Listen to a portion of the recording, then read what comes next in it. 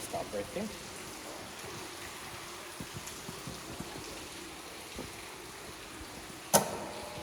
Welcome to Marengo Cave. On either side of you guys, over here or over here, you will notice that is water. About to ask you guys a question. You two already know the answer. Ask you not to guess. For you three, would you guys like to tell us how deep do you think all this water at its deepest point? How deep do you think it is? How deep do you think that water is? You think it's taller or shorter than me? Taller. You think it's deeper than me? Yeah. Do either of you have a guess how deep you think it is? Have no clue. So I'll tell you guys, all this water at its 50 absolute... feet down. He said 50 feet. 50 feet? All this water at its absolute deepest point, it is 3 to 6 inches deep. That's the bottom of it right there. This is our mirror lake. A mirror lake is caused because these lights over here, they reflect off the walls and the ceiling, and it creates the reflection you see down in the water below. So even though I shine my light up at the ceiling, you're able to see it down in the water. Do you guys have any questions? That's cool. Alright. And clap real You quick wanna just look to make over sure we're there? good to start. That water too is the same. It's only a few inches deep. It's because it's mirrored. It is a mirror. So here on my left over here, this is where the dripstone fork ends at. We can be over this way with the crystal house. Other waterfall. It's gonna be very active. You're gonna see a lot of water on this side. Yeah. What?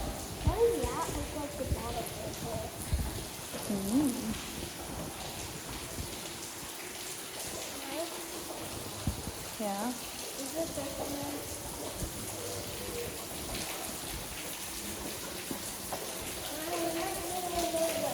I can't hear you. What? Yeah, you might get a little wet.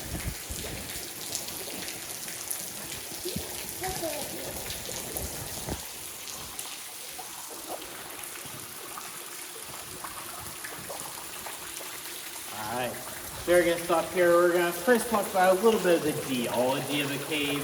So a cave is defined as an underground cavern. Now this cave was formed by water flowing into it. That water absorbs something called carbonic acid. The same stuff that's inside of sodas. It creates cavities inside your teeth, creates cavities inside the rock, and that's what forms the cave. Now, Marengo Cave is formed out of limestone rock, just like 95% of the caves in the world. The reason that so many caves are formed out of limestone is it's very porous, making it susceptible to erosion. Now, inside the cave, we have a couple different types of formations. Each have their different types of names. You know what the names of these ones are?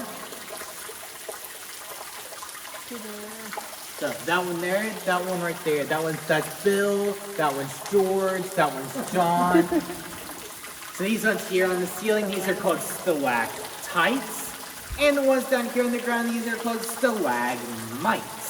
Now they're all formed when this water, like you see right here, it comes through the ground absorbing minerals in that limestone rock.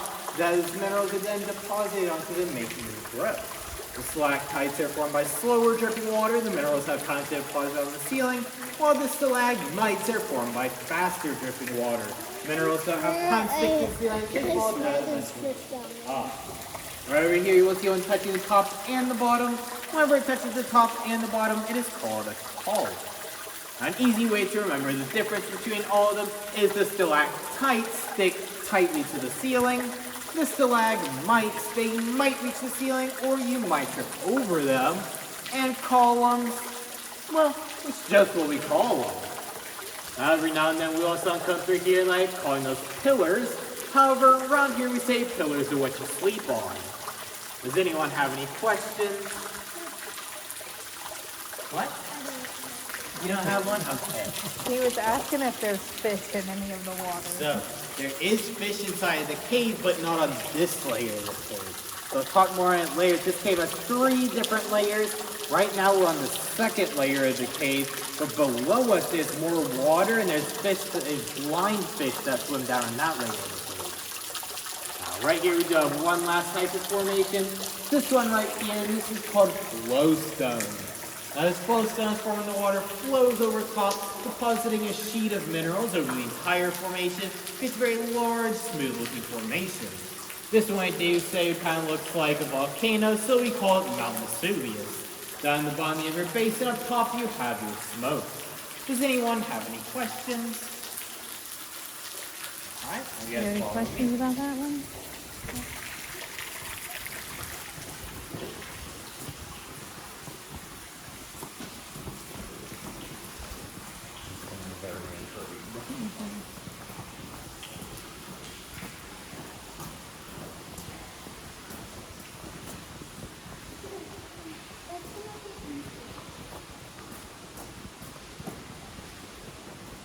He's just leaving us behind.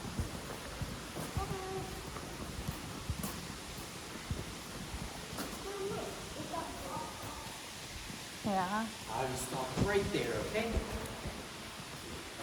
Stop right here.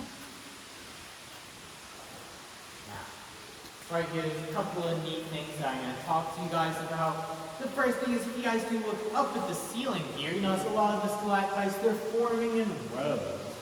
Now, the reason they're all forming in rows, there's cracks in the ceiling. Whenever there's cracks in the ceiling, the water will seep into those cracks, find the easiest way down. Then all the minerals are deposited in rows, so all the formations will form in rows. We say these look like streets with buildings on them, so we call our New York City upside down. Look right over here, we have our Empire State Building.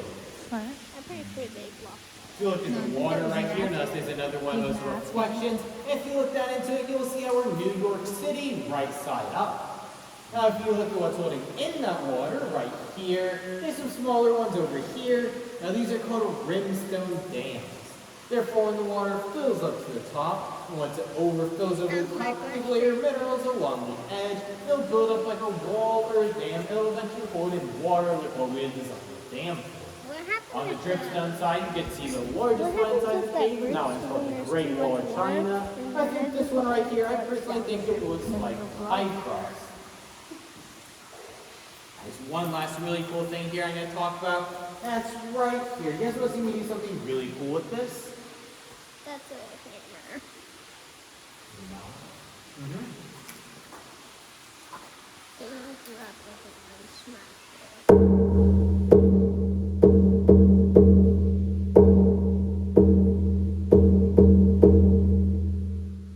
That's how you play hard rock inside of the cave.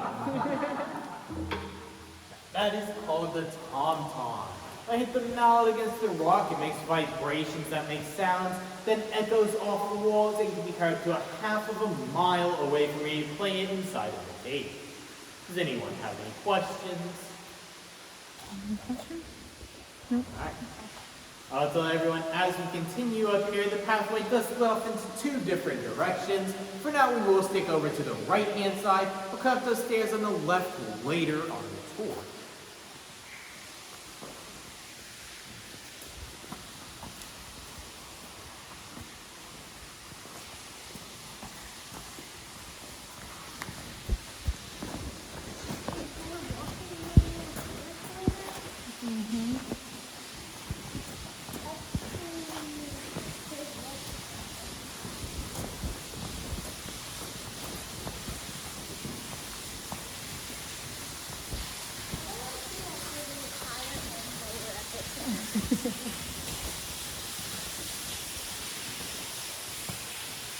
Look around, bud.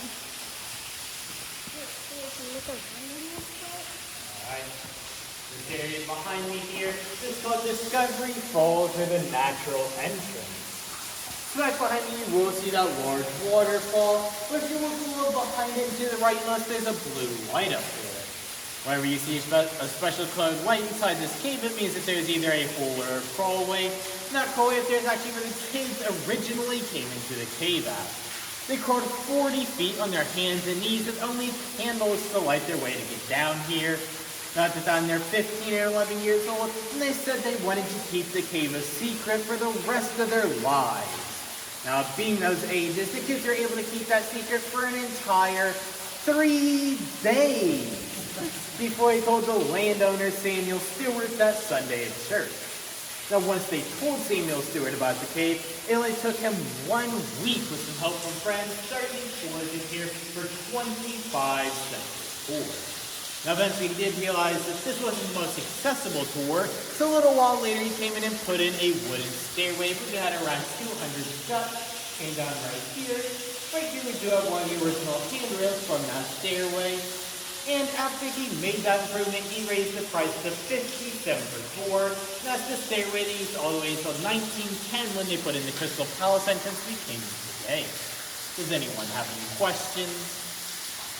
So did they like destroy this entrance so you couldn't access? Do what? Was this entrance destroyed so it couldn't be accessed? So that was actually inside of a sinkhole. Does everyone know what a sinkhole is? You know the sinkhole is there? So a sinkhole is a spot in the ground.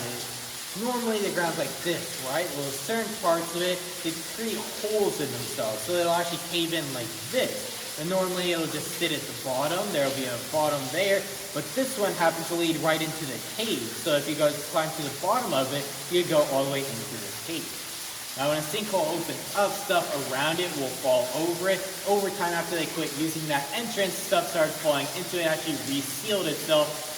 However, if you would like to see the top side of that sinkhole, we do have a boardwalk that goes out to it. I can show you where that is after the tour is over. Now, whether or not that boardwalk has been salted yet from the snow, I do not know. So if I show you where it's at, please proceed at your own caution.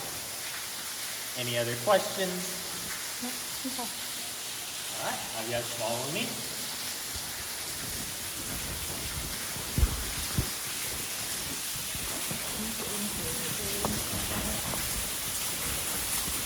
Sure, check it out.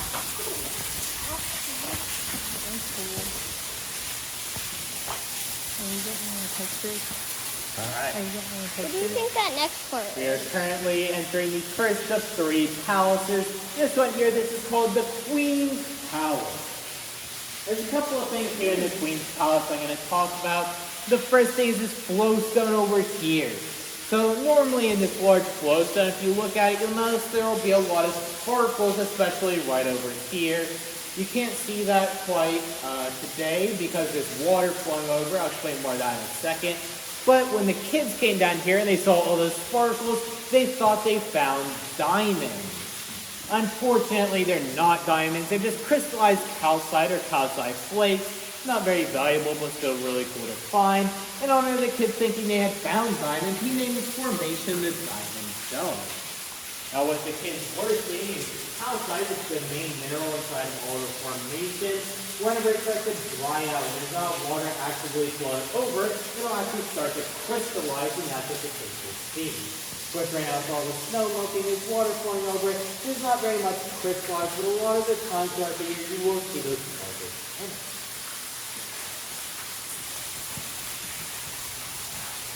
Just a quick reminder, like I said, for making sure not to touch anything except for the handrails.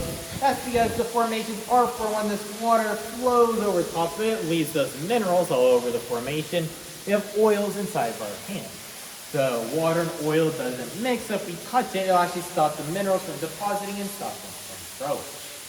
Like I said just a moment ago, calcite is the main mineral inside of the formations, but pure calcite would end up forming in a pure white color. You notice there's a lot of different colors here, and that's because of different minerals. So this orangish, brownish color we see in a majority of the caves so far, that is iron oxide, which is very common in this area. Look over here, you'll see those black spots in the formation. That is manganese oxide mixed inside the formation. In the manganese oxide, you'll notice there's some pure white spots. Again, that is the pure calcite. You look over here, you'll notice there's this off-white, like yellowish color. That is calcium mixed inside the formation. Do you guys have any questions? All right. Now this next area over here on our left-hand side, this area is the Crystal Palace room. We'll be down there a little later on the tour. For now, we are going to head down a couple of steps. I will ask everyone to please make sure you watch your steps. And they might see some color. Make sure you look up here. There's a lot of really neat looking. Make sure you do watch your step, though.